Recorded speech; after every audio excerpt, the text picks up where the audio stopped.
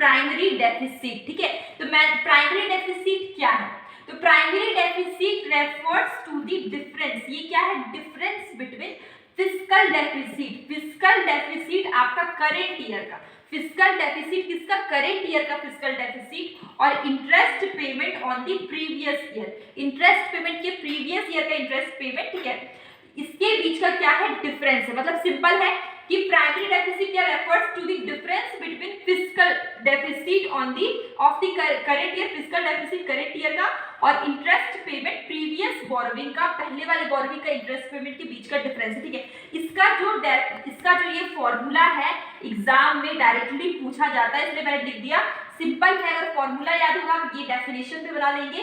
primary deficit क्या है, fiscal deficit minus interest payment, very very important formula पूछा जाता है, तो आप इसे याद रखिए कि primary deficit is equal to